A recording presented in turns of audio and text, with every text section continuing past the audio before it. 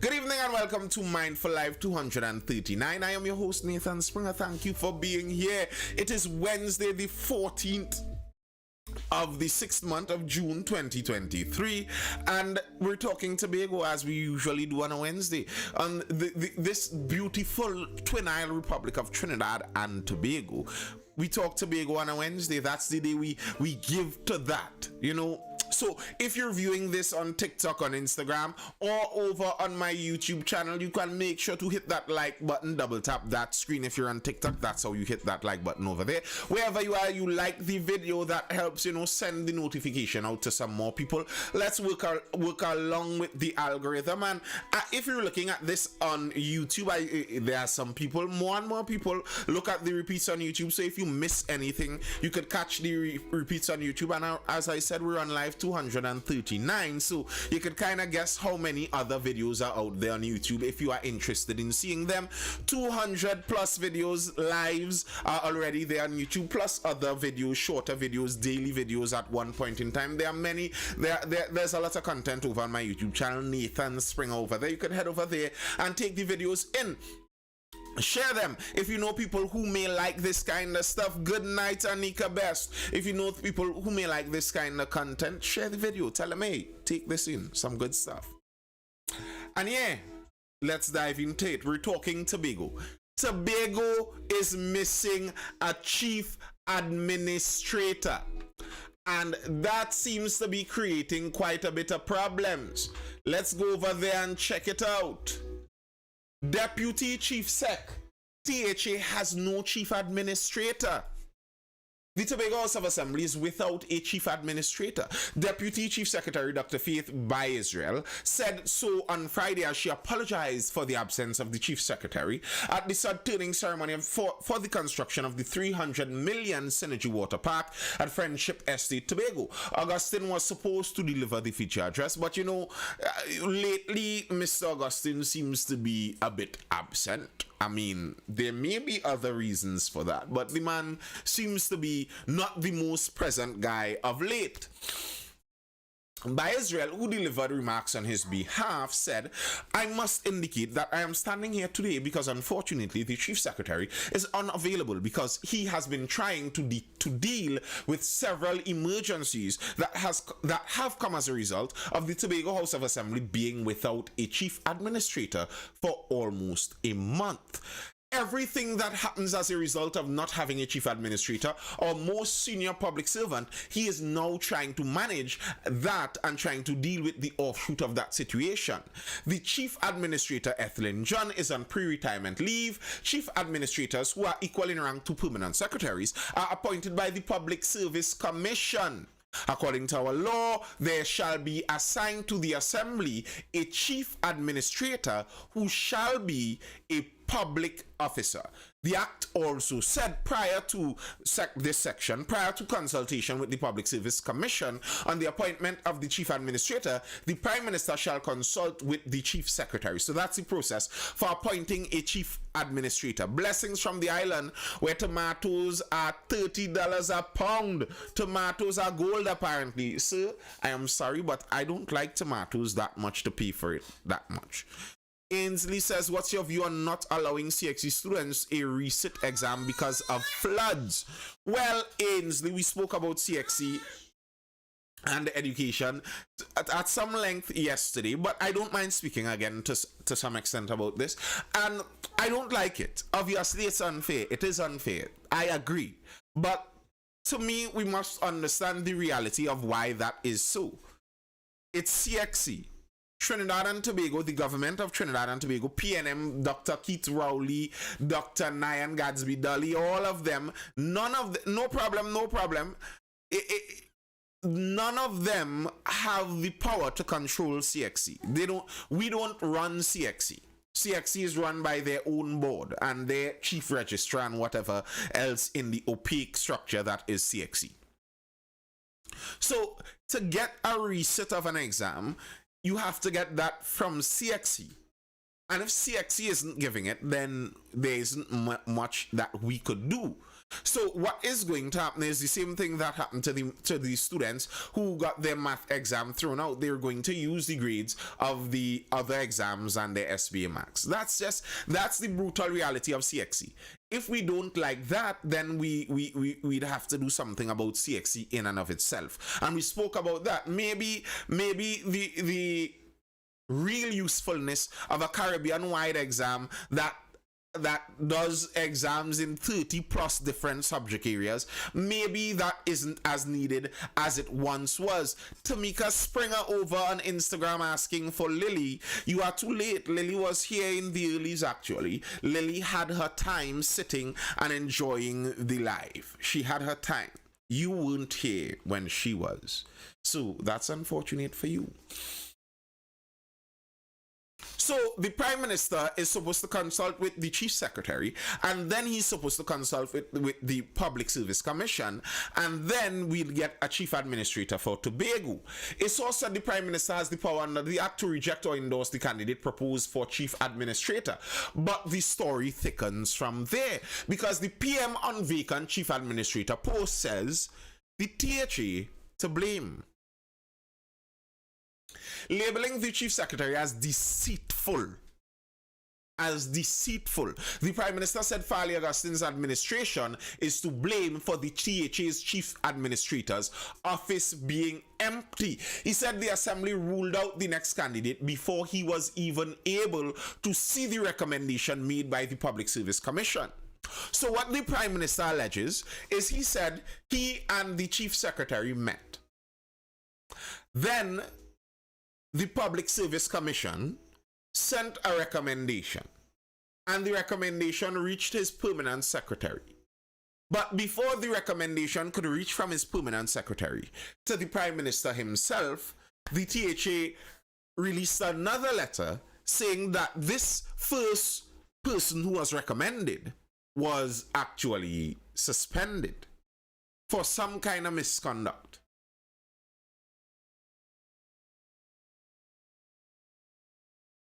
He said on the same day, at the same time, his second piece of correspondence came advising the permanent secretary of a new development. He said the second piece of correspondence came to his office before he could have even seen the first piece of work from the commission.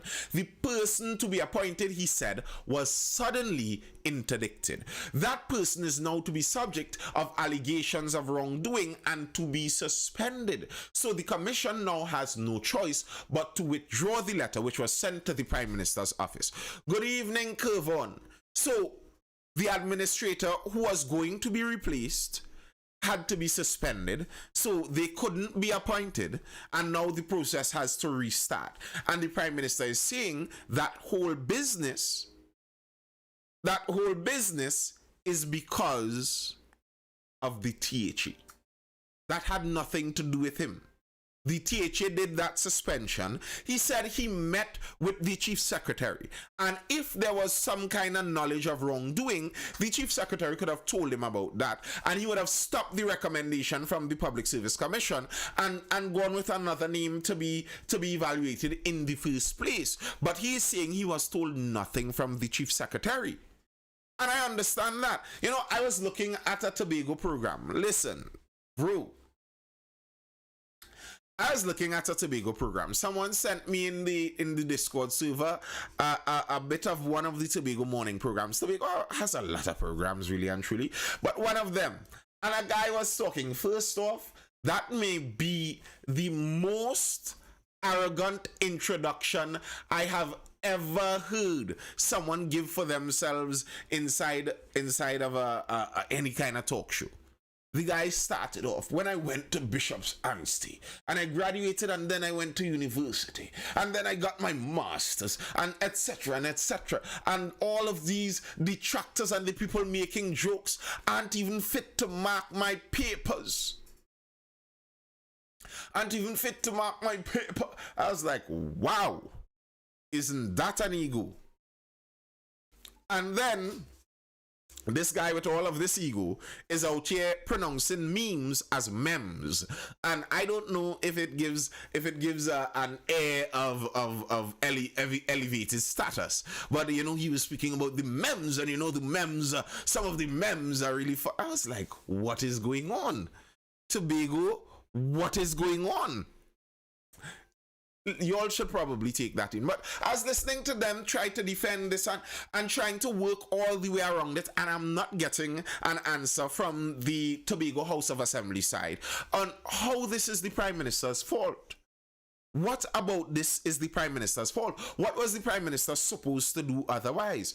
He did not know that you all were going to accuse the lady of wrongdoing. I don't know if the person is indeed guilty of the wrongdoing, but if you knew that those accusations of wrongdoing hung over the person's head, why not inform the Prime Minister before the process started? It doesn't make sense to me.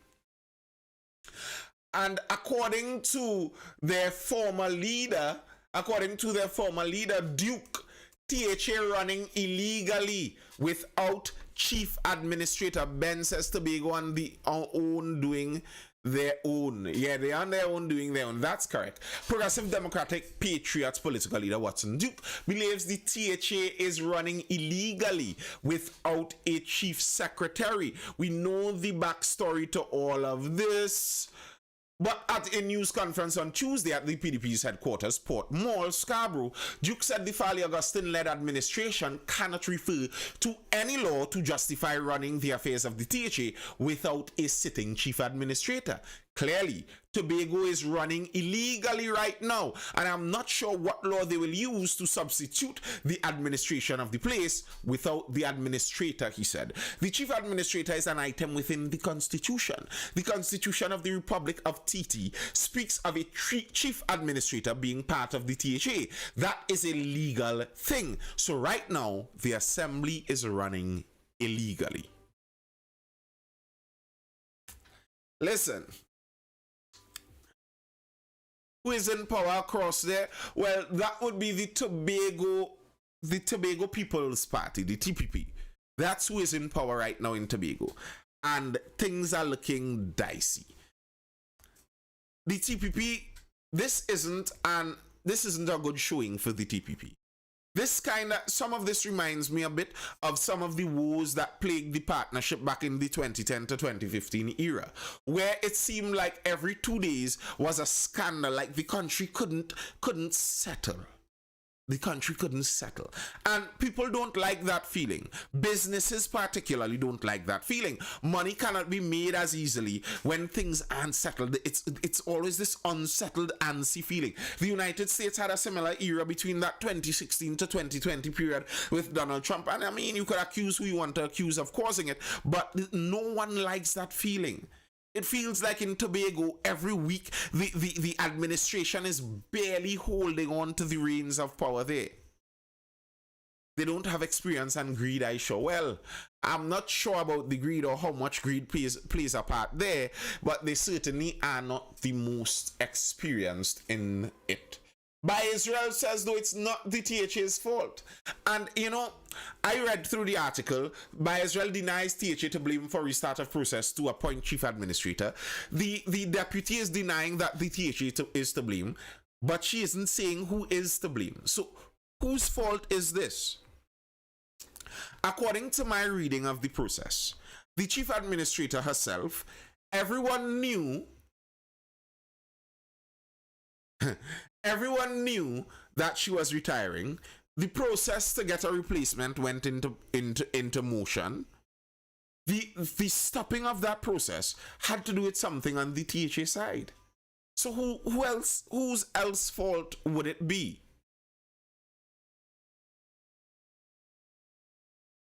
She said the situation was unfortunate. I was really hoping that we would not have to get to this point. We have not actually spoken about it, and that's now almost a month, because we thought it was a simple process that could have been easily rectified, but unfortunately, we are here now.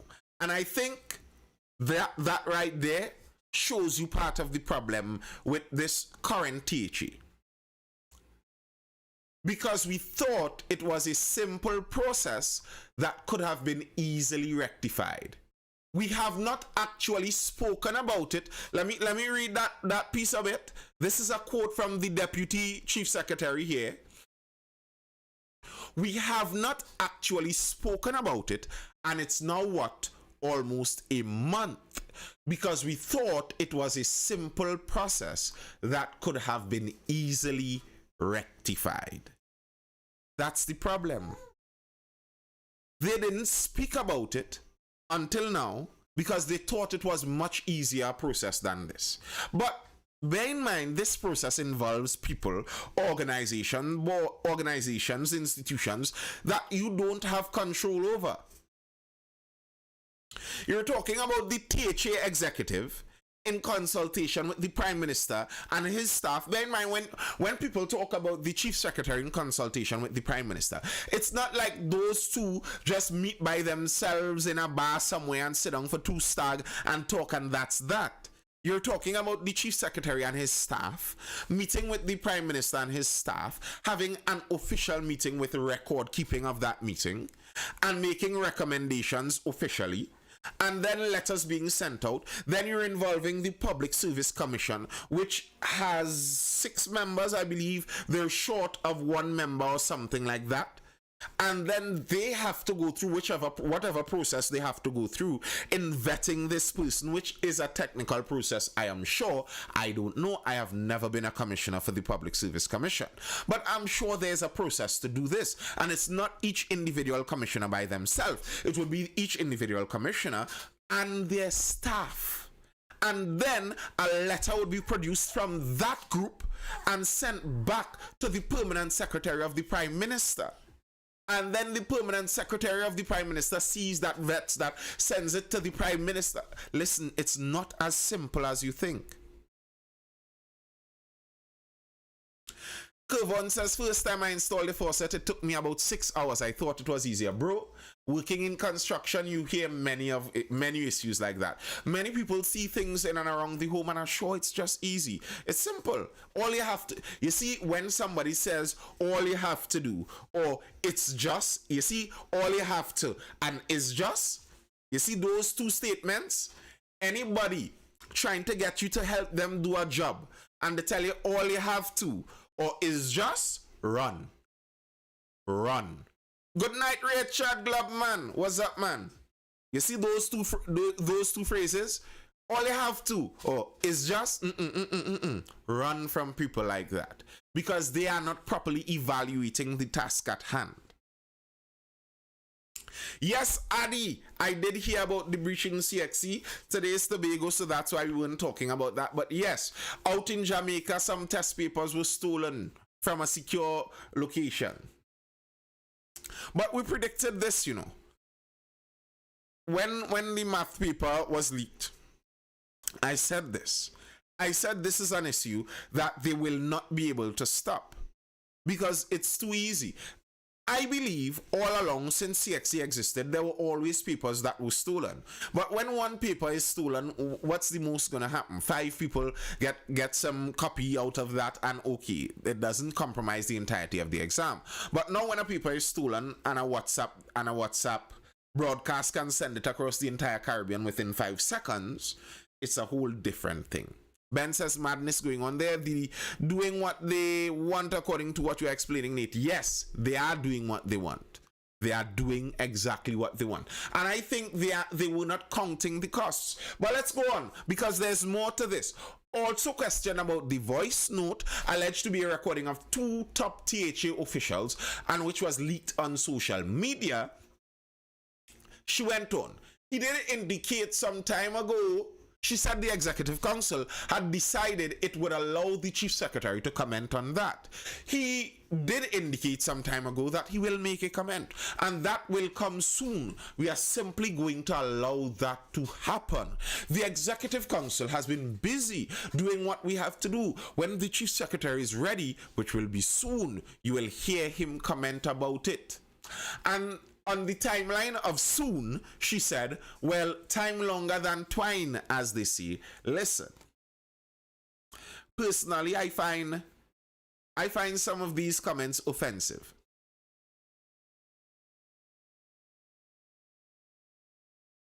I find these comments offensive.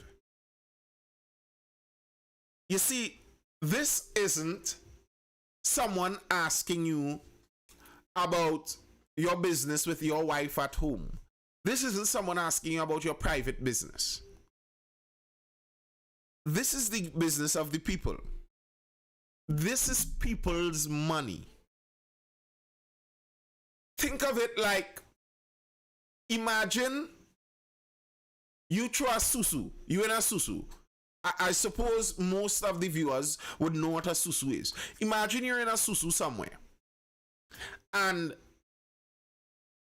somebody release a voice note from the person who holding the susu hand, saying that, I train this susu. After I give out our first 5 hands, I looking to just collect all that money and rip off and run away with it. And that's what the voice note says. And then the person who is collecting the susu comes next week waiting for you to give your hand in the susu, but hasn't addressed the voice note yet. And when you ask them about it, they tell you, just now, don't worry about that, don't beat up. We go talk about that. Listen, this is the people's money.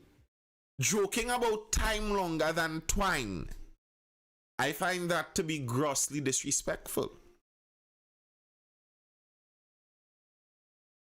Wetback says, I just say the same thing when I hear PM talk a lot of times. Yes, Wetback. Yes, very regularly I talk about that. Good night, positive radiation. Question further about the extended silence leaving room for speculation. She said some patience was necessary. This is why I'm saying we definitely need to just sit and wait on the Chief Secretary to speak. And when he speaks, you would understand the situation. You would understand the silence. You would understand everything that we have been treating with. And you will then see, now I get it. This is quite a promise from the Deputy Chief Secretary.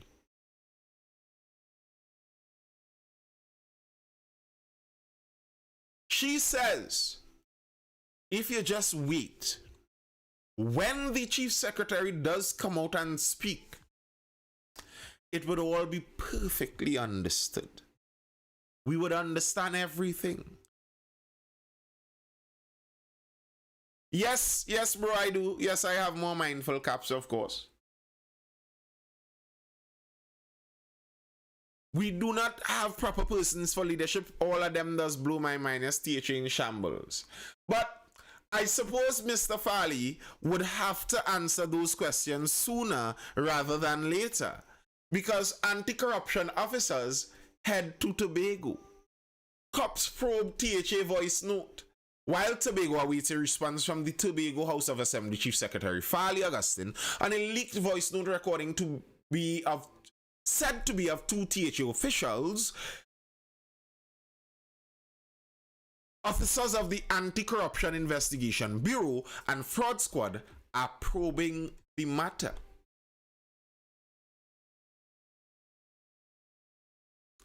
Okay, I will message you positive. No problem. I will message you.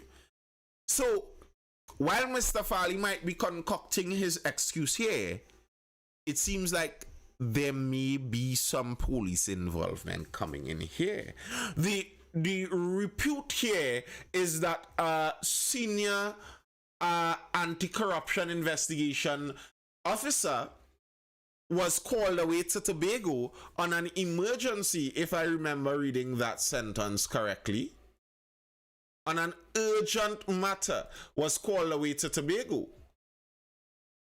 Newsday understands an officer from the fraud squad working closely with the Anti-Corruption Investigation Bureau received an assignment last week for an urgent matter in Tobago.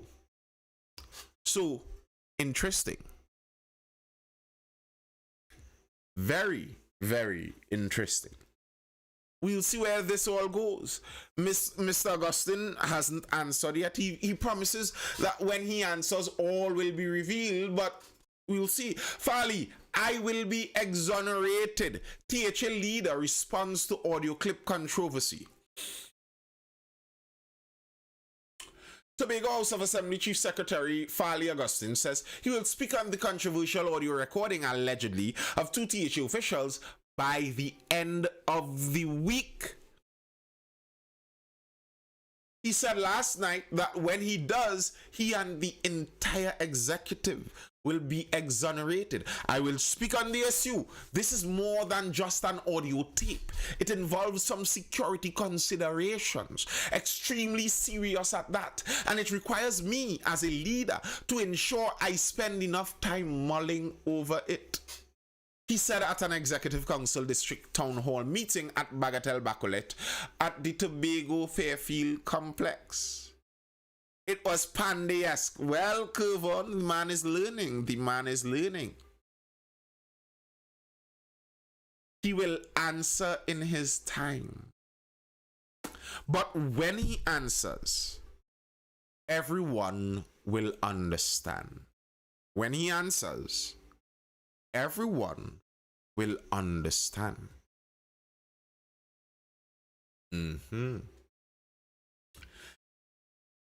Coming from no Joel James, I am not, at least not yet. As I said, I'm going to start posting my bank account right about here so people could donate to the bank account directly if you'd like to pay me for it. One of their former supporters, an intellectual in Tobago, who was at one point in time kinda on the PDP train to some extent. He had a reason for a lot of this. He had a reason that won't really work in positive. It won't work in Trinidad. Well, Joel James, on that note, it's best you get mute. Yeah. One of their supporters in the early years, an intellectual, had an opinion on why things are this way. Incompetence at the heart of THA woes. The issues facing the Tobago House of Assembly are largely because of incompetence and a lack of democracy. So said economist Dr. Vanus James during Tuesday night's talk with the Movement for Social Justice on the topic governing for development in Tobago. Honestly though, Farley was just an innocent guy who just got a position. I didn't have him as a villain. Neither did I. But, you know, that's how some villains are made, really and truly. Positive Radiation said he was offered the position of finance secretary and said no. Why? Asking for a friend. I don't know why he would have turned down that position, Positive Radiation. I have no idea. If for example, I could give a reasoning on my side. If I was offered a job inside of a THA led by a Hydra head of Duke and Farley, I may have refused. And in hindsight, his refusal to work under those conditions may have worked for the benefit of his public reputation. His public reputation and even his professional reputation as an economist may have taken a serious hit if he had to work under the leading of those guys. So maybe in consideration, looking now with 2020 hindsight, he probably made the better decision. Now, RL says, what exactly does development exactly mean? You're asking the exactly right questions. And you hardly ever hear answers to that. Development is a perfectly overloaded term. No, it's hard to define the term because it means anything and everything to many people. So it's hard to define that. Very hard, very hard. Tobago needs more economists. Ha. Vanus consults all over the world. Taking a secretarial role would also limit him. Like maybe it may not have limited him if his consultations could have been done by from a distance. But you'd understand that taking if he's a consultant in economics, taking a job under those leaders, think about it. Think about it. Commenting on the political fallout in the Progressive Democratic Patriots, James said the PDP failed to set up a democratic government in Tobago, adding what led to the fallout between Farley Augustine and Watson Duke was a lack of competence and skill.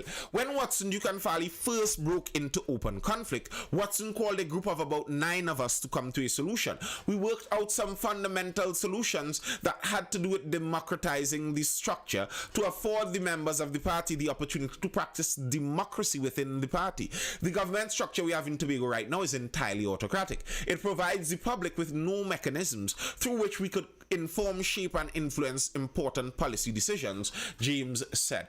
I think it was a lack of competence and skill to lead an undemocratic party and undemocratic government that ultimately led to the breakup and has brought us where we are today, James said.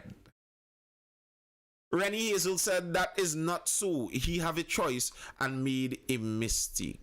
What are you talking about specifically? You don't just say I'm an economist, you have to study for that. Yes, generally speaking, you have to study for that. Economists are people who are qualified in economics. Personally, I think the world has too many economists. Nearly every single financial crash the world has ever seen was done with the consultation of economists. I think when it reaches to the kind of macroeconomic level of economics, if it's not Austrian economics, they're lying. They're talking wishful thinking. Most economists cannot predict anything. I don't trust economists. I'm sorry. It's one of those fields that I have no doubt many of the people in there are very smart. But I have a sneaking suspicion they may do more harm for the world than good. I'm sorry. It's like some of those string theorists in physics. I have no doubt people who study string theory are exceedingly smart people.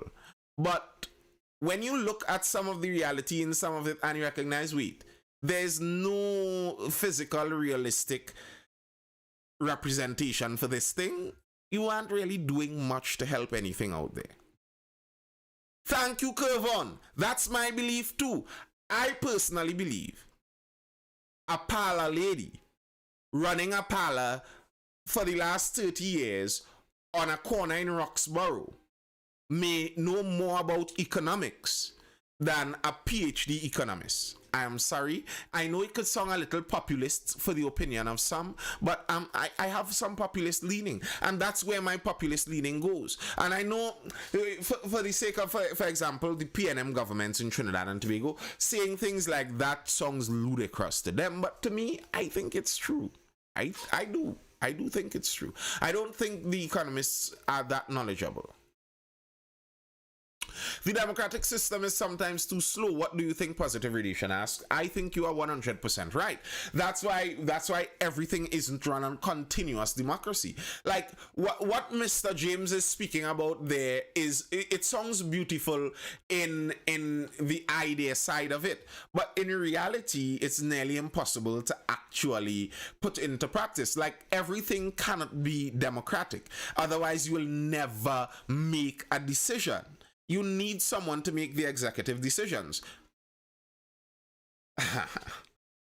You need someone to make the executive decisions. That's why the idea of democracy is you vote to give someone the executive power for a limited period of time.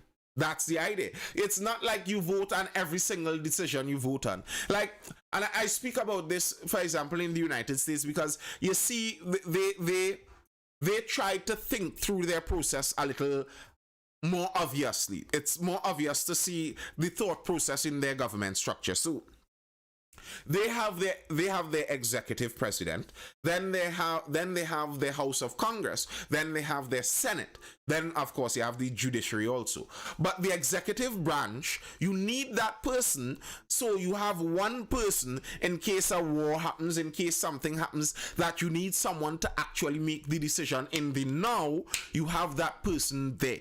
But then you have your Congress. The Congress is like the local government representatives. They're supposed supposed to speak for the masses of people. So every district has a member in the Congress, and they go up there and they're supposed to speak on behalf of their district. And then you have your Senate, which is supposed to be your all elders that you all elect from wider districts, and they're supposed to be more knowledgeable on how this country is supposed to run. So the decisions made by the Congress, they may be a bit fleeting sometimes, and the Senate is supposed to provide that more sensible grounding head to that. But nonetheless, if you only had a Congress and a Senate, you would get nothing done.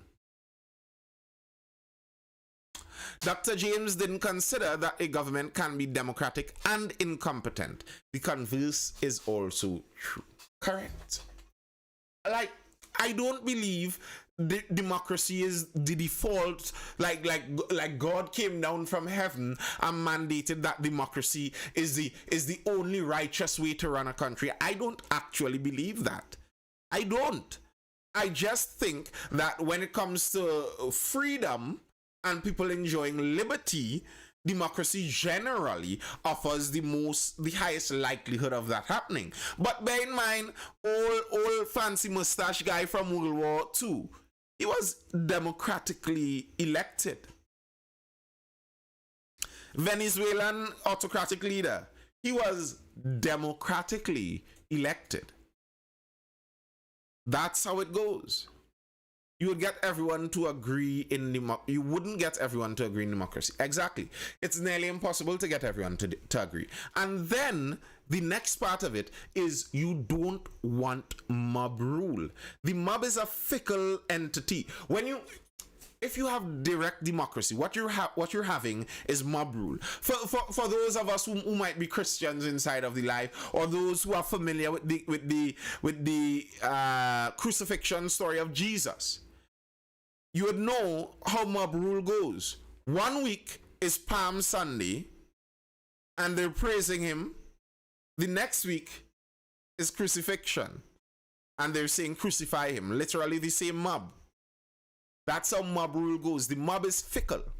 And the best demagogue, the best person who could speak and sway the masses very often is the one who is going to end up leading in mob rule. And you know, there's a statement, Vox Populi, Vox Dei. I don't know how many of you have ever heard that the voice of the people is the voice of God. That is a lie. That is a lie. The people could be talking the devil's voice too. People can be swayed, and massive groups of people can also be swayed pretty easily. Yes, positive radiation. Let's jump in.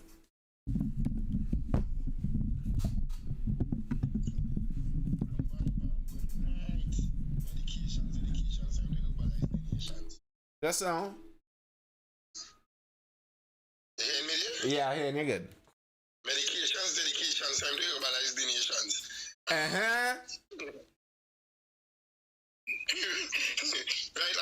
get to the serious business now. I think, for me, what I like with some of these processes and the recent happenings, it's allowing us to examine public service systems and procedures. It's allowing us to examine the limits that politicians have in some of these systems and the roles that persons outside of the quote-unquote political elite has played. Because I've been listening to comments concerning the chief administrator and the PS and this backward forward and all of that.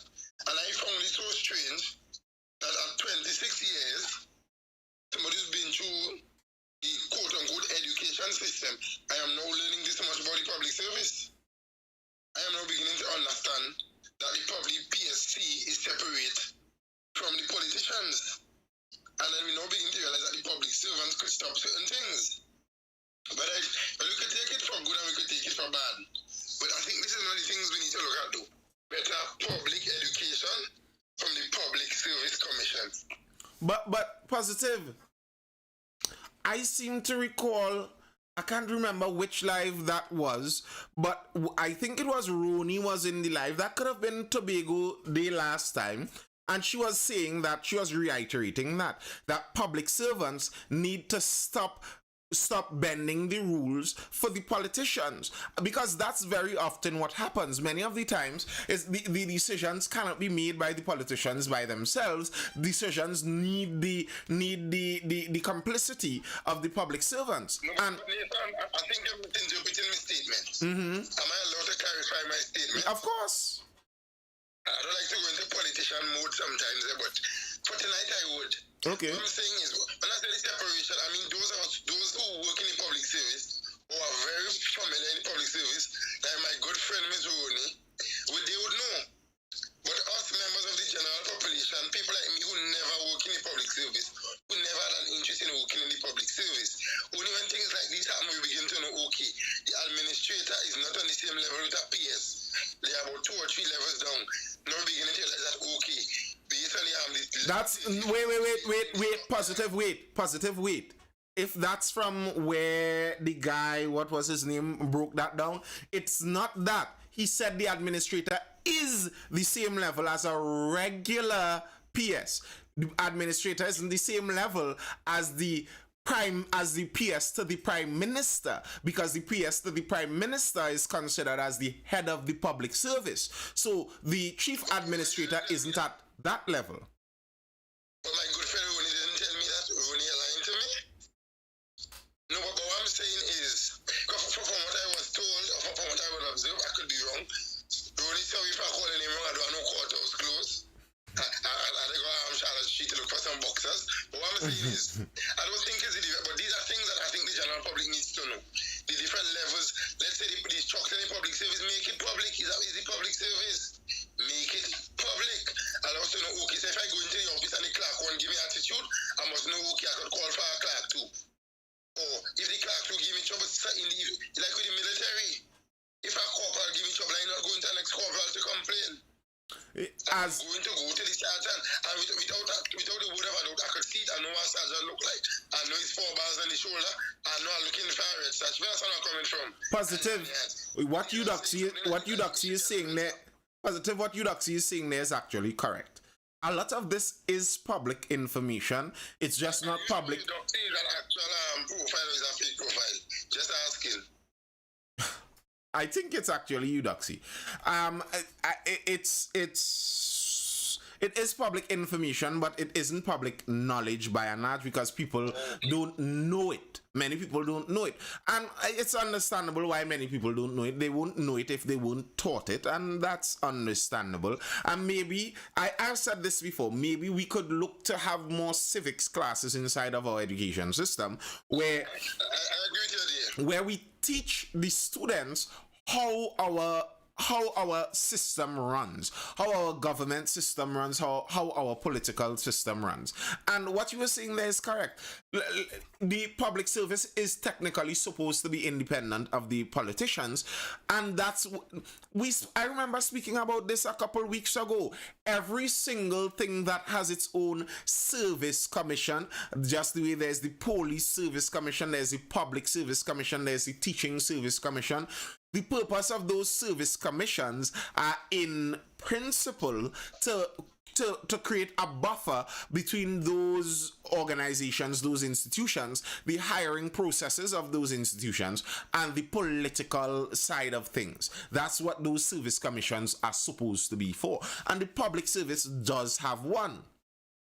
Granted, it may not always function how we'd like it to function, but yeah, it is there. The children are not even learning about the role of their representatives. Yeah, go ahead. Yeah, no, I agree with you, Doctor, yeah. Because for us, it was mandatory as children. It was, I remember coming out in preschool and primary school, and those things is something that my generation, we had no choice but to know. It would show up on your exams, social studies, and all of that. Because I was shocked when I saw an exam for a national service. One of the questions was write the national anthem. And it was a whole 30% exam where you needed 50 to pass, and I was like, how strange. 30 marks in an exam where you need 50 to pass, and 30 from writing the national anthem. Bro, listen. Dog,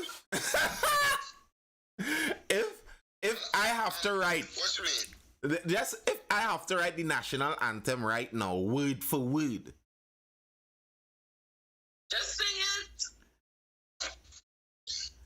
I'll have to sing it a couple times. I would have to sing it a couple times. But Nathan, that is actually what I did. You could do the pledge. To do it. Well, in that exam, you're not allowed to talk. I was to sing it about 3-4 times and literally take my pencil and go word for word for word for word to complete it. But it shows you the mindset of the people. Yeah. For them to put us on a national on an exam for a national service, it says a lot. If you don't know the national anthem, how could you not know the public service structure? How would you not know the difference between the role of your MP and all of that? Because I have heard, listening to some of the town meetings, I got some people ask some kind of questions. You could go to the office of your assemblyman and get that done. All them documents has been in the office in some occasions. I could tell you. I wouldn't say why, but I could tell you. You don't see, this is that what you're saying that we are not patriotic. That's not the word I would exactly use. And I agree, but that's not exactly the way I would put it. This is what I talk about as in we're seeing the echoes of colonialism pass on through time. Because if you're talking about the patriotism, wear red, white, and black, proudly display your colors, display your flag.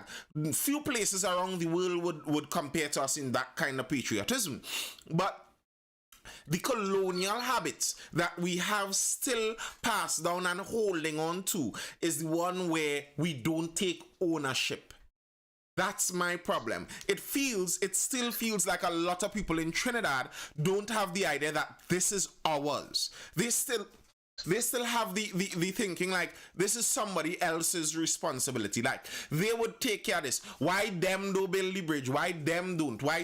It's on us. And when I hear people talking about, they're talking about the laws, and one of the statements I despise, the law is the law. When I see things like that, it drives me up a wall. How can you live in a country? This is your country, and you're talking things about the law is the law. That's a country that you don't care about. If I'm just passing through, well, I just obey the law is the law in this country. But if this is supposed to be my home, the law is what I want the law to be. And if it isn't, then we have work to be done. And that's the way I see it. And I think a lot of Trinis still have that colonial thinking where we don't treat this place as ours. This is ours.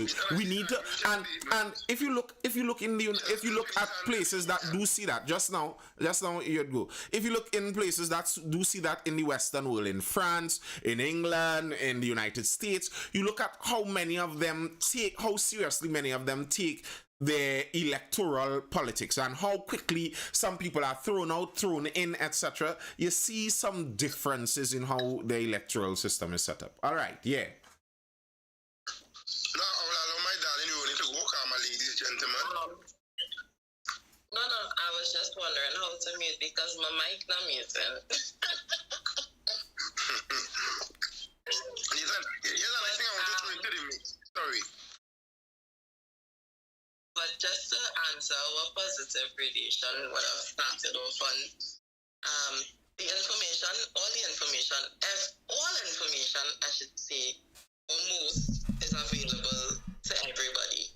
We have phones, we have the internet, everything is available if you want to find it, or if you are interested in it. Most people don't care about the public service because and the run-ins of the public service and all of these things, they don't really care too much to find out anything about it until it's probably to their benefit or until something happened, like this happened, and people want to know. But if this didn't happen, plenty of people wouldn't care. They still wouldn't care unless you work there where you have, again, some interest or you have a dog in the fight. So that is that. As for the representative thing, I think it's so sad that people don't, and it is way more common than we think. You know, like, my father, a few years ago, would have, been like, I can't take, Hanson and I was here, I can't take son and ting. Look how long my road need to fix, blah, blah, blah, blah. And I was like, Rwanda's fix highways, daddy. We live on our main road. And he like, I don't care, I'm going to vote them out. And I was like, and then you're going to have to vote whoever you're voting, you're going to have to vote them out too because they can't fix your road. It is your representative, you need to go and speak to, that person, that councillor who does You have the office right down the road. That's who you need to speak to.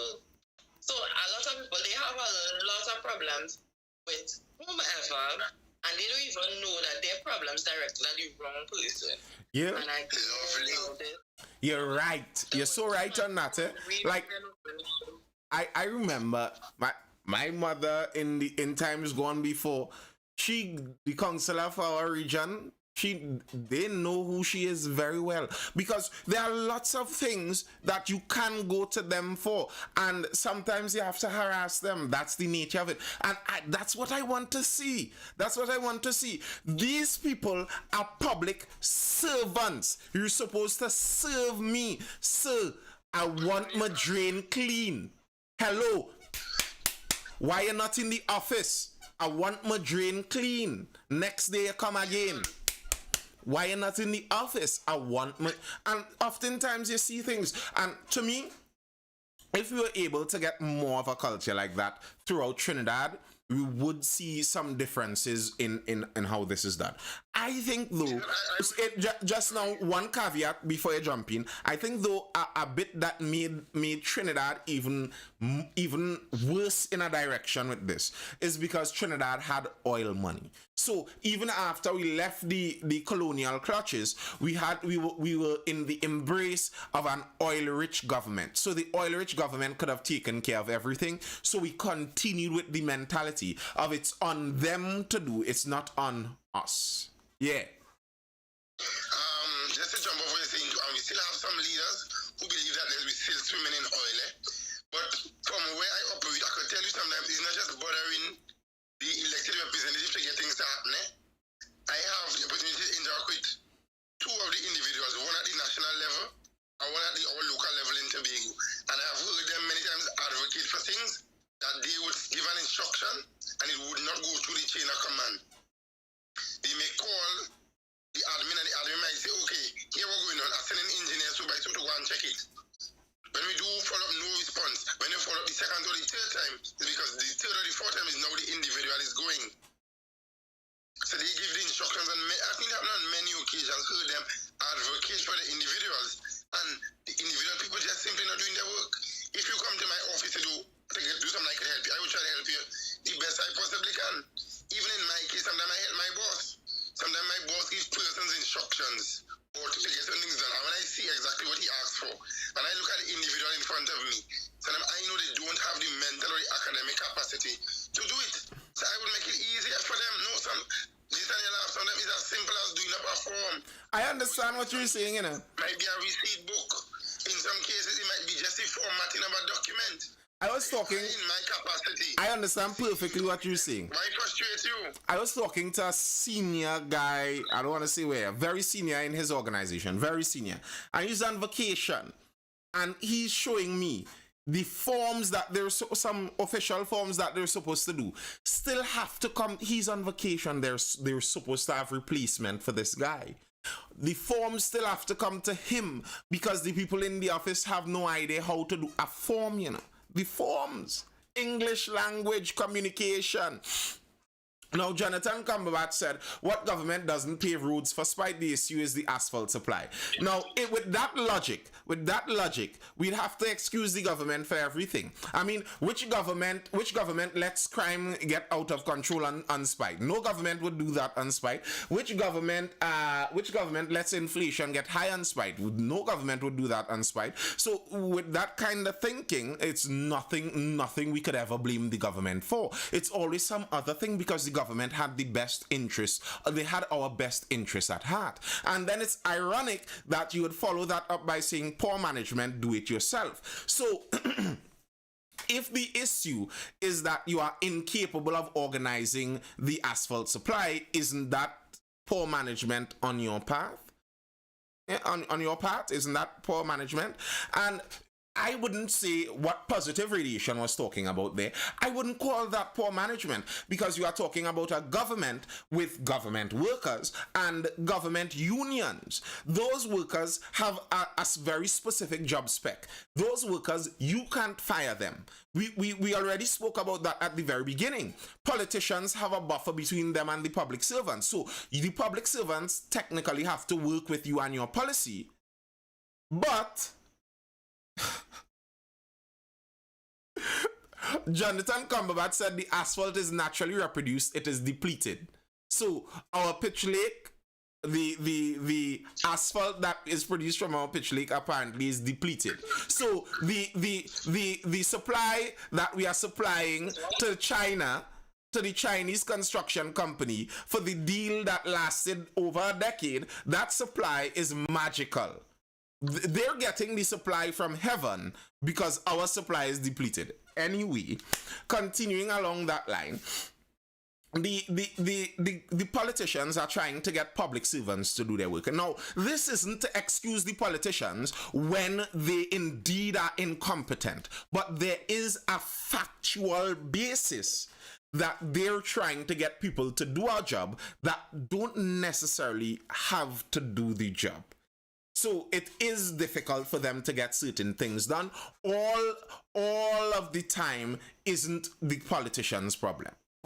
All of the time isn't the politicians' fault. And I agree. And it's not necessarily poor management. You could have all of the management skills. All of the management skills you could have. If the people don't want to do it, what are you going to do? And if you cannot fire them, what are you going to do? Next question to Nathan. How are public servants trained? Because we have a problem I've identified as a young man in this space. Trained? Transferring knowledge. What do you mean trained? What is that?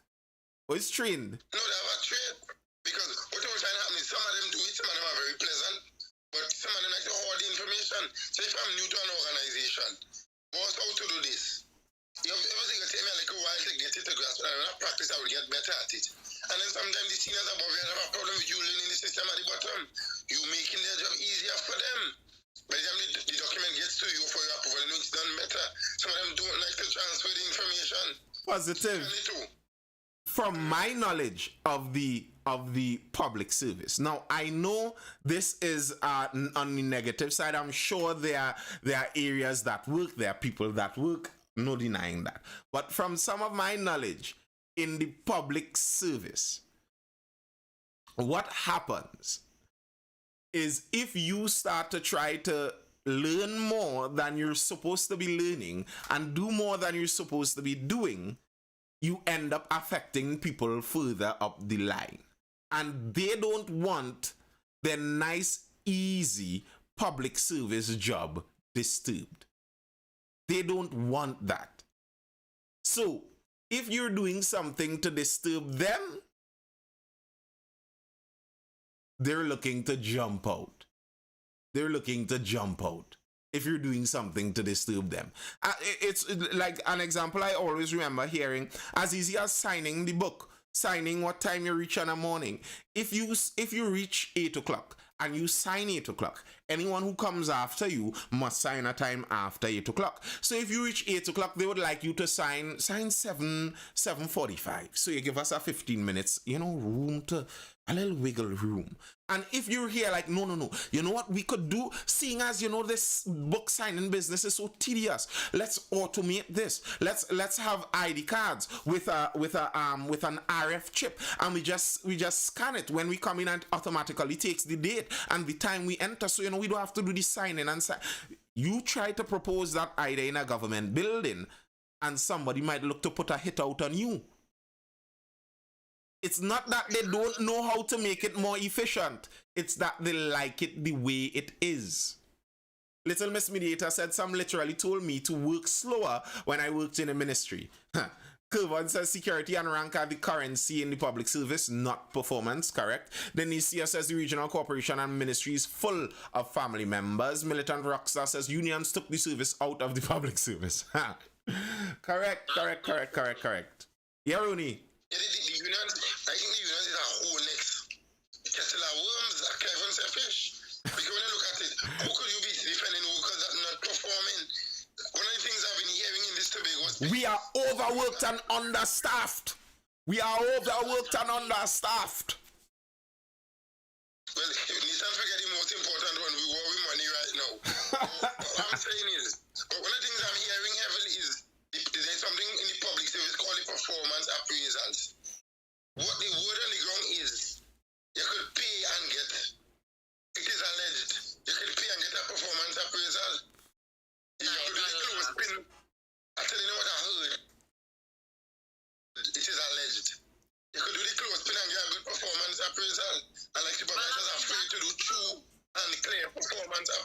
because like the afraid to put what actually happening. So if you talk to somebody, they will say, but them does do this, them does do that.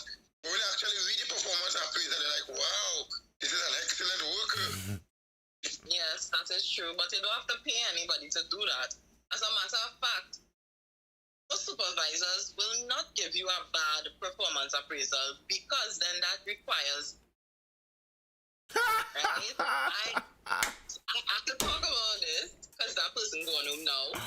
I remember I was working when I was in Trinidad in our ministry, and this man would not come to work before 11 o'clock. Right? 11 o'clock, this man would come, he would have his lunch, and he would leave by about 3. Right? So everybody is like talking about, because he was what he was, boy. He was doing something for people, right? So people had to go to him. It wasn't like he was just in his work. So you would go and then you would go to the supervisor and be like, hey, this man ain't come yet, what's going on? Check back, whatever. Anyway, so it reached to the PS that this man is coming to work very late. He's leaving early. People can't get their stuff, blah, blah, blah. The PS calls a meeting with him and his supervisor for 9 a.m. This man reaches to work 12. And everybody's like, hey, you know, you have a meeting with the PS? I eaten my lunch. The PS had to move the meeting to 1 to accommodate this man who was supposed to be there from 8. Right? Cool. And the PS had the meeting with him and the supervisor. The PS said, the supervisor, miss, if you're having this problem, I recommend that you write the person and have it placed on the file so it would be noted, She never write nothing. One thing you will learn in public service, they do not like to put their name to nothing bad. If you have a supervisor who like to write bad report, that is different. Because like most people do, they would rather come and say, stop coming to work late now, stop coming to work late now. You know that the breathing down my neck, stop coming to work late, oh gosh, you know I don't want to write you up. But everybody know you're not going to write me up, so I want to continue to come to work late. So until, and then it's like, they don't want the bad supervisor. Because when you write somebody, everybody in the place know you write them. So it's like, look at that knock. You know, that kind of way, like, they will treat you bad too. So it's like, obviously, it does nothing good for anybody to do anything proper in service. Most people will just struggle by and, you know, complain about the pay is the worst pay ever, blah, blah, blah. And then they go 30 years down the road, they're happy, I get a pension, and so what, who cares? The service terrible, same way, I don't care, I meet it, so I leave it, so. I got you. Yeah, they don't like This is why people like me the don't want to go into the public service. Don't go into the public service. The public service is a terrible place. A lot of people leaving. A lot of people, all of the good people leaving. And one of my friends was like, why are they leaving? Why are they leaving? Because it is not a good place to be. It doesn't promote any kind of growth. It doesn't do anything for you as a person. As a person, you have to be very lazy to be so content with a public service job that is not elevating you in any kind of way. I'm real sorry. Like, I just tell people that all the time and they don't like that. They don't like to equate themselves as being lazy for being content with that job. But I mean, think about how lazy you have to be to you're not changing the system because you don't have the power to do that, but you're just doing enough not to get caught up in the madness. So then what the hell you doing there? Just leave. Go and find a proper job that will fulfill you. You understand? And they will pay you better because you're asking for more pay for no more, you're not including anything. And it's just like getting worse. Yeah. Same thing. The police service. The police service will pay by 4%. But the crime rate is the highest crime rate it ever has been in the country. But you want more than 4%. You're supposed to be getting negative 4% because the crime rate is rising. And ideally, you're not improving. When you ask for a raise of pay, you have to show me why I must give you that raise. You have to show me that you have been more productive, but you you have done more and benefited me more by having you as an employee. And the public service doesn't have that. There is no need for the public servants to show how they are benefiting the government, benefiting the country by having them employed. It's like literally just employing from political mileage, I guess. You see, what you said there in the end, to me, that's like the biggest problem with the public service is just the natural structure of it, how it's created, how it's structured. The incentives. I always say this. People don't act on what you tell them to do. People don't act on the rules. People don't act on the laws. People, by and large, act on incentives. People do what they're most rewarded for doing or what they feel most rewarded for doing, by and large.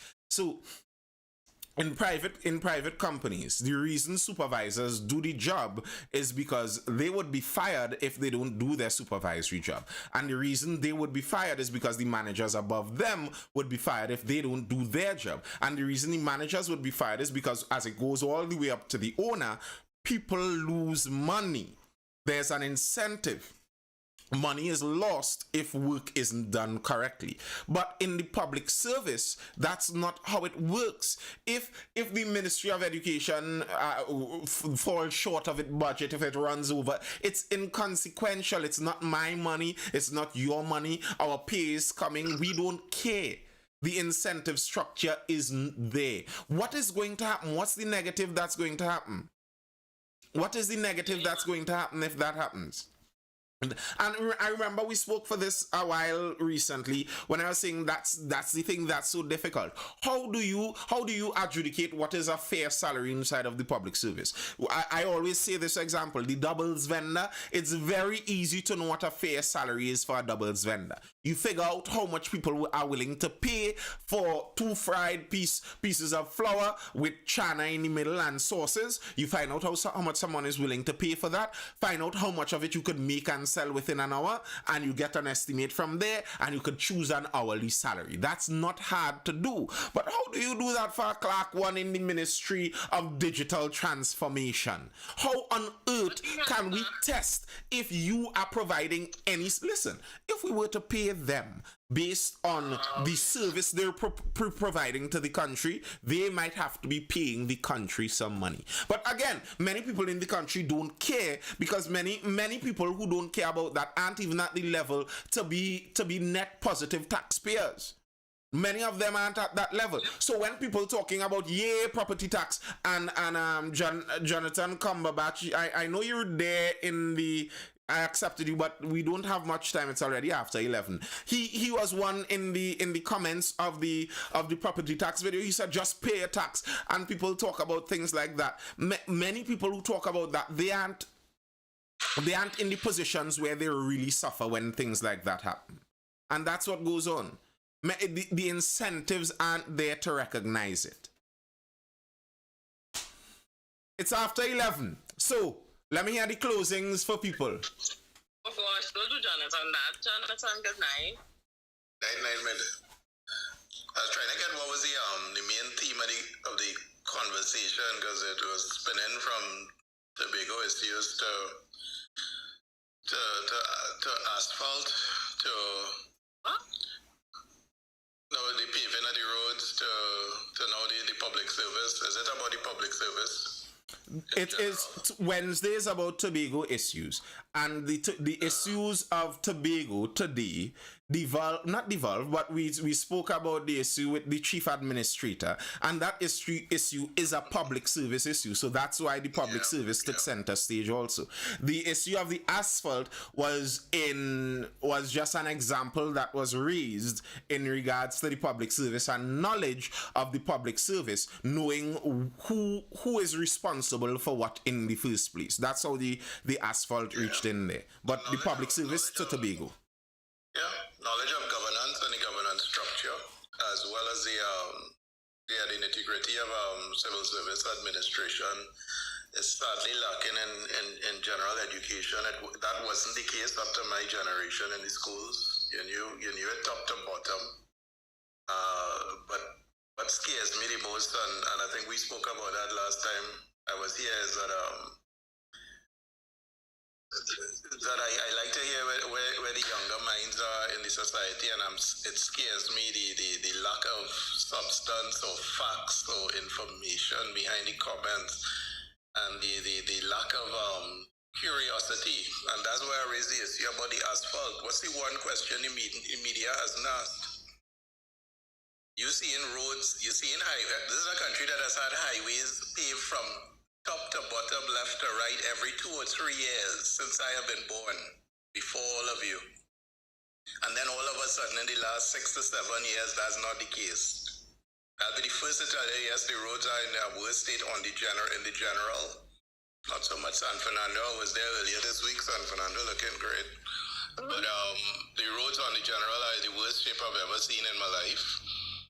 Highways are no longer done top to bottom. They're done in patches, specific areas. Common sense tells you clearly that the issue is not, as I said, government refusing to pave a country for spite, which seems to be the line fed and perpetrated by sheer idiocy. But Jonathan, it can only be, the only question that demands to be asked is, where's the asphalt? But The media has never asked in these years of the complaining. But Jonathan, You're saying but, I telling you, okay, but the government, anyone has heard it?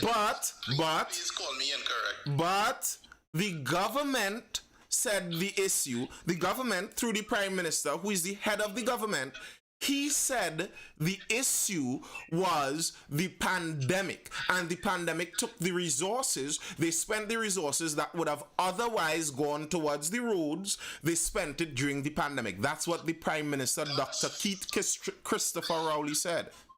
What he's saying is true to some extent in terms of resources, expenditure, and I'm talking about the entire processes of tendering and all that had to stop, so that public servants, etc., and various persons who were dislocated due to the pandemic to receive the little grants, etc.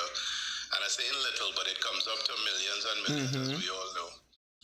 Trinidad and Tobago subsisted, as we do right now, and you would know the last time I brought up the issue of taxes, and I've been raising it in other forums, because we have an extremely dysfunctional attitude towards the concept of taxes.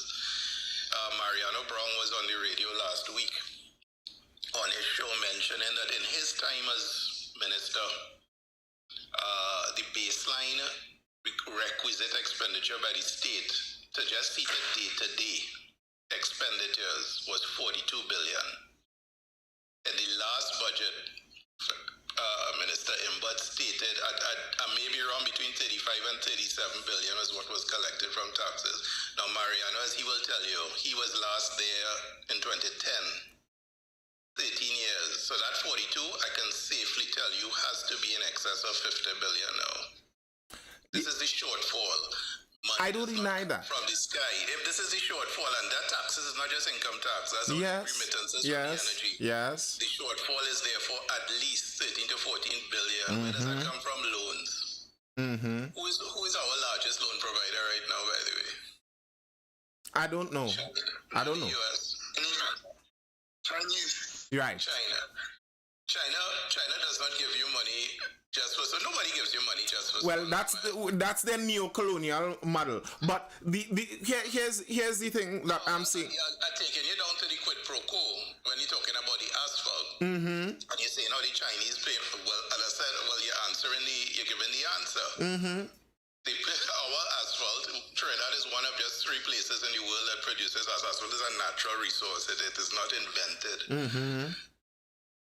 China has clearly been prioritized. But again, this is not for me to go dig. This is where if we had a media, if we had proper journalists, as I said, what's the one question? But again, as I said, if that is the truth, if the case is that we don't have enough asphalt, then that should have been this first statement coming from the Prime Minister. But that's not the statement that our Honorable Prime Minister made. The statement, the excuse, the reason that our Prime Minister gave was the one I said. He said it at length. He explained at length that the reason the roads are in that in the stage they are in is because the resources were used during the pandemic to see about the country. And he promised that there are some resources coming in now that they're going to be using to get the roads up and going. So that's what's going to happen now. If the reason is that we just now, if the reason is that we actually have a shortfall of asphalt because we are using the asphalt to pay for the loans we are getting from China to continue running our bloated budget, then that's a whole other thing. And you will be the Prime Minister will be misleading the country by saying it was the pandemic. That's actually not misleading. The Prime Minister has answered the question. But as I said, it would help, and I think it would help all politicians to allow the population to look under the hood, because I've always held this with my employees, etc. The more employees understand how the sausage is made, I believe is the better for the organization. There are many organizations that take a very opposite view to that. The less employees know because Trinidadians are malicious and malicious, and they will be spreading things on social media about your business. But I think it's the opposite. I think, and as I said, the reason why I'll join your show, etc., it is scary to me, the lack of understanding Trinidadians have for how their country actually operates, how it earns. It's spelled out. It's made very clear, budget to budget day, but nobody seems to listen to that. Nobody seems to read the details of that. It's not rocket science. We are an island. Money is only going to come in one or two ways, and as I said, the government only makes money from taxation. Yes. Now here's as we drifted back to the taxes. Let me. Budget. We don't have a bloated budget at all. But go ahead. As we drifted back to the budget, let me go on that. Bloated would be a subjective term in that sense. Yeah. Bloated would be subjective. It's up to the person to determine what is bloated if they find it bloated. And I could look at our expenditure. Any person living in Trinidad and Tobago could look at the general expenditure of Trinidad and Tobago and see a lot of extra bloat. And to me, if you have a budget where you are collecting less money than you are spending, the primary thing you should be looking at is cutting spending, not taking more money when you have to take the money from the people. How do you expect to tax the people out of a difficult time? That's not going to happen. No, you're speaking on a common sense line, but however, and again, Minister Imbert has said as such, cut it where? Where do you cut? Employment. Listen, you don't want to ask me this. No, wait. 3/4 of our public service. Listen, Elon Musk, when Elon Musk entered Twitter, he cut the staff by 90%. And Twitter actually functioned better. I believe, was it the last time I rose this point? I think the same thing could happen to our public service. Our public service is a URP program. In fact, a lot of the employment around our government are URP programs. They're making jobs for people. So that doesn't create an economic driver. It creates someone who is a strain on the economy. And then you're telling me that what we should do now is take money from people who build up their homes and use that money to pay for all of those strains on our economy. Pay all of these workers that sit down inside of air-conditioned buildings using up subsidized electricity, and pay them to do nothing all day, and then take more taxes from the people to do that. As someone who has worked in the public sector for several years, I can't allow that kind of criticism just so there are many hardworking and brilliant public servants. I don't deny that. There are. The point should it be as big as it is? More than likely no, but the public service model is not going to change in whatever country in the world you go to. There is an element of make work. There will always be an element of make work to it. But having said that, it remains largely... you have to, again, we're stepping back now into economics 101. To get any economy going in a capitalist enterprise, you need steady income earners to spend. The state in all countries that have adopted capitalism, that's pretty much all countries in the world right now, becomes the biggest engine of that by employing persons to work for it. And no. That's a certain economic model. That's a certain economic model. That's not a given fact. That's not a given fact. It is a given fact. That's not a given. You can't Do you know Austrian economics by chance? What is that? Austrian economics. I know about every single model. I'm telling you though, this is the fact for Trinidad and Tobago. Oh, for Trinidad. Public servants are the large, as I said, their expenditure, their purchase of vehicles, their purchase of services and goods, etc. I don't deny that in Trinidad and Tobago. I don't deny that in Trinidad. Daily economic activity. But that's a model that we chose. I'm just saying. That's a model that we chose. It's easy to point out the issues until you have to run this thing. Okay. And what do? I slash this engine of business enterprise in half and expect to be around for the next election cycle. For various reasons. Exactly. That's, you said it, Jonathan. You said it. But we're going very late. We're going very late. This conversation is going good. Don't get me wrong. I don't want to just cut the conversation. But I have to do other things to drive the economy in the morning too. But that's, I have been waiting for a while. yeah. What you said there, Jonathan, just to point out, what you said there is where I think the problem is. I think politicians make those decisions based upon getting voted in for the next cycle, not based upon what is actually economically advantageous to the country. Yeah, positive. Positive? While positive, Go ahead. takes its time, all I will state is easy for us to say. We are democracy, we have election cycles.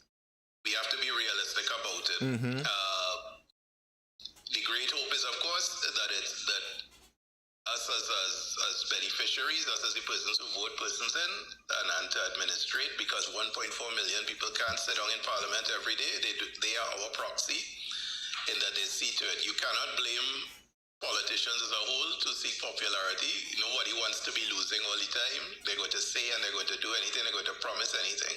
Something I should mention about the public sector as well, as initiated under Gordon Draper, who began public service reform in the 90s. The public sector has actually been decreasing every single year across administrations by adopting a policy of what we in HR call attrition. That is where if someone separates from the organization, the position is reviewed, whether we need to replace it or whether the position can become something else. Public sector, if I recall, up to the 90s, it was over 150, nearly 200,000 employees. It's declined significantly. It's less than 100,000. And the working population of Trinidad is, according to Central Bank, 592. Mm-hmm. So you get an idea. It has been steadily going. It's just that, as I said, always gauge where the bacchanal is based on what the opposition says. Notice they don't even bring that up. This has been across administrations, this particular policy. There's nothing hidden or anything. This is really just to try and reduce that recurrent expenditure in the state purse, because money has been tight for some time. Yes. The thing is, Jonathan Cumberbatch, I have spoken to politicians before. I have some conversations on my YouTube, and what I have noticed is every politician believes they could, if they hire more staff, they would get some more things done. And I have recognized that the staffing of government agencies is an inefficient exercise. So you pay $100 for a staff member and you probably get luckily $10 worth of effort. I am not saying this based on guesswork. I am in construction. I look at the government. I just now.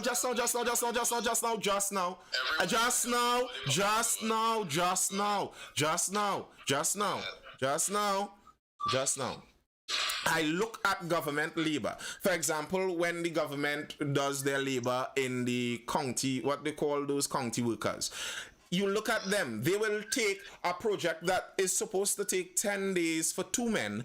They will take 3 months for 20 men. And those men will be paid, those men will be paid by that. It's an inefficient use of money. And politicians always believe they could use more money. There's never enough money for a politician. If you gave this country $300 billion to spend, the government could spend it. There would never be enough money. So if it's an inefficient use of money, for me to give more money to the government just because they say there's a shortfall on their budget, that doesn't make sense to me. It just doesn't make good sense. But we will keep. I know.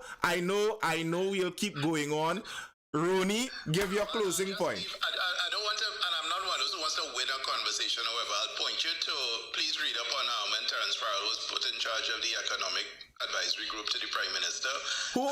Call the name again? Terence Farrell. He's one of our great minds on the island. He would have submitted a report which the Prime Minister himself had to publicly state an economist's view of what to be done cannot be easily done by someone who is there as a, not just as a politician, but someone who is there to administer the lie, because it's people's lives they're dealing with. You cannot necessarily operate like an Apple or a Microsoft who will fire 90,000 people globally one day. True. There is fallout that the politician has to be there the next day to face. Correct. It does not. The second part, just about the lake asphalt, I'm just asking, the point I'm making with that is that we must allow common sense to demand things from us. We have all grown up seeing highways being paved thoroughly over. Nobody's going to stop doing that first. But I cannot understand where that line is coming from. Like, people are deliberately leaving people to drive on. No, I don't think so. I'm just asking that obvious question should be asked. What's that? Nobody is saying that. Positive, I accepted you. They're saying connecting, and I don't know why. I'm not saying by the crowd here tonight. I'm just saying I'm seeing it being written about the place. You could swear it's something deliberate, and we have all this pitch, and we're not going to pitch. That's absolute insanity. It's actually a go-to political maneuver to pave roads. See, one thing that most people see viscerally that politicians do, or the government work in. Why would you not do that? It's counterintuitive, counterintelligence, and from our own experience. But what is alarming to me, or what is disturbing to me, is just that the most basic questions are being asked, and perhaps maybe the answer is no, and it's just mischief. And mischief is something that we have to spot as we now going to get into election cycles, etc. There's going to be a lot of mischievous things said. You all are following anything about the stabilization fund. Yes. Everyone knows is predicated. A good element is put on stock markets, global stock markets. It goes up and down every day, every week, every month. I didn't really speak about that news because I don't find it particular news. That's an insult to the intelligence of any thinking person. That comment made by that wonderful opposition. This country deserves a better opposition. I say it over and over. Yes, that's true.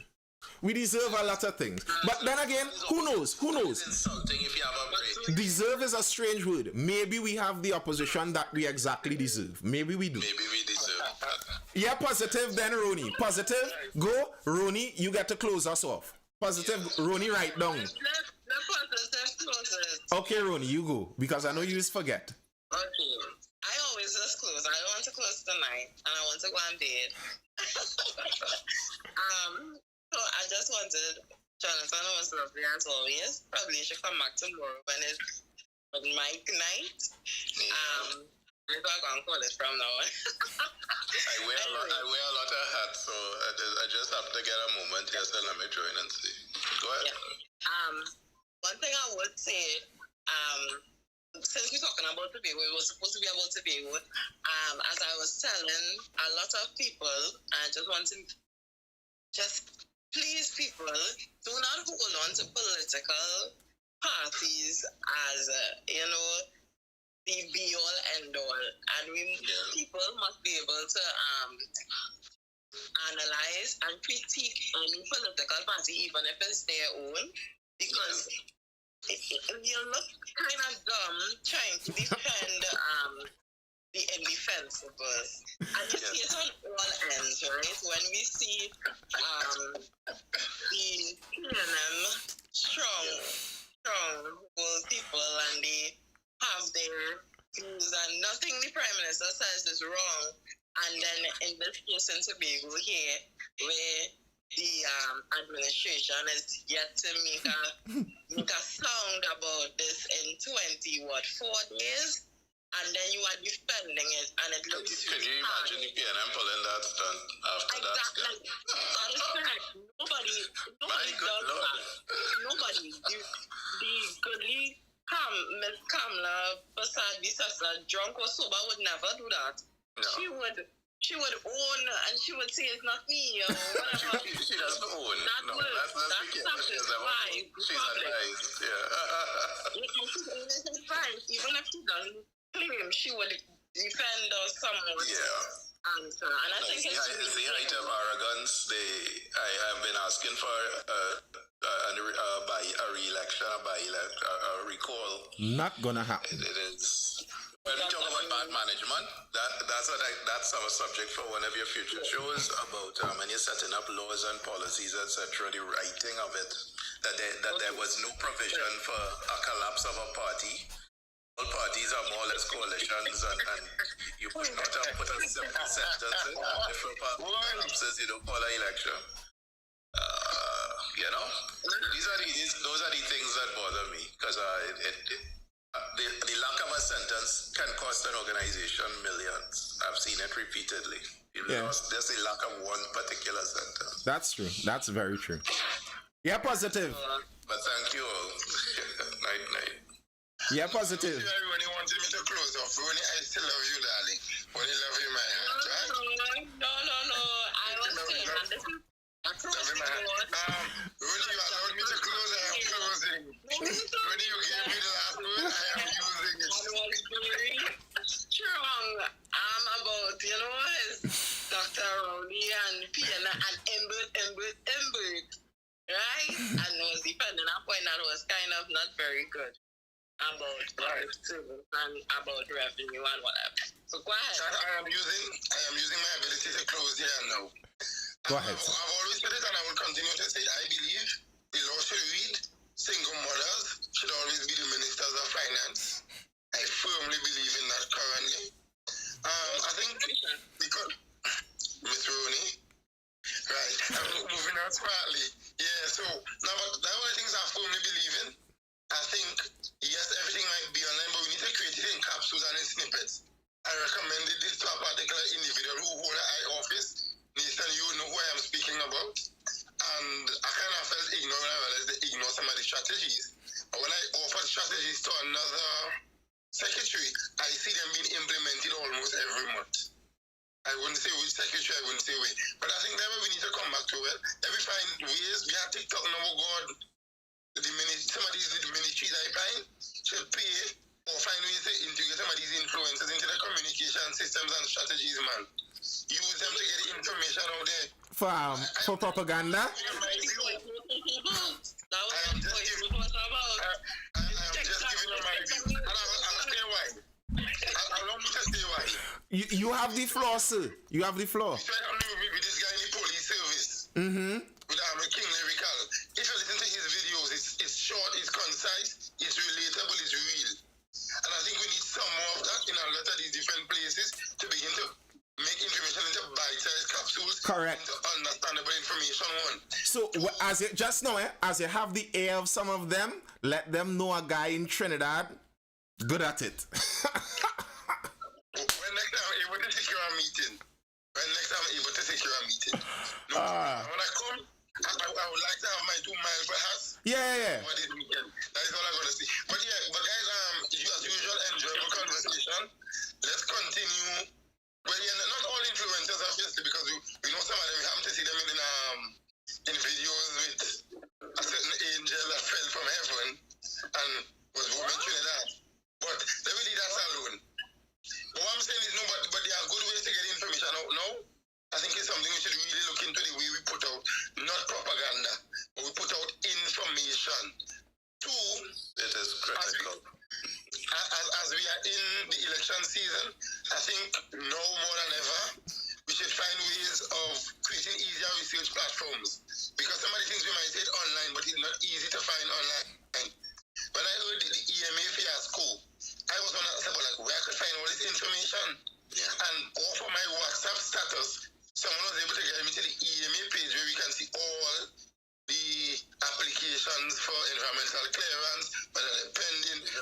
explanation is required. And for me, it was enlightening. When I shared it with some of my colleagues, I was like, wait, boy, I never know where could I find this. So all the time they're talking up. And they only pull in piecemeal information and everything online. So we know all that got approval, all that didn't. So even if I come and I tell you, I get approval for all my projects and 6 missing, and we didn't apply for the 6. Because when I search the page, I only seen those that I highlight. So as we go into election season, Trinidadians, do your research. Tobagonians will try to stay out, well, we just stay out all the business. But do all the research, guys. Ask for evidence. Don't just take what coming on political platform. Excuse me, it's like Trinidad and Tobago is a unitary state constitutionally, so it shall remain. There's no and us, stop that. We just stay out of local government business. No, but I read though, always ask for research. You just take what they're telling you off of the platform, ask for documentation. Correct. What's your source? I wanna just Johnny. just piggyback and about as you mentioned about information, a good source is Central Bank's website. Central Statistical, yes, as well. They've come a long way back. Please have those things bookmarked on your search engines when you're looking for information. It can be quite valuable. I miss the good old days of the government printry where they used the CSO and etc. would put out these little pocket things that you could have just gotten in your hand and you would see all the data. But we are where we are. Second thing, look out for an article, as you mentioned, single mothers. I will have an article on Monday's Guardian about the issues, some of the dilemmas regarding working women in Trinidad. I am a single dad myself, and I empathize with the juggling that needs to occur on a day-to-day. So take a read. It could be a topic for another time. Yep. All right, people. Be safe in that weather. Thank you, sir. All right, people. It was nice, as per usual. I thank you all for tuning in. This was the Mindful Live session. So it was Wednesday, Tobago night, as usual. It was nice. I'll see you guys again for the next Mindful Live session, which is going to be tomorrow evening around 9:30 p.m. Tomorrow is Thursday. Thursday talks, where we come and we just talk. We talk about whatever topic the chat wants to discuss. As I heard Rooney call it the open mic night. That's not exactly the name, but call it what you will. We talking tomorrow. Until then, folks, I hope you're educated, informed, or entertained. That's all I have for now. See you guys.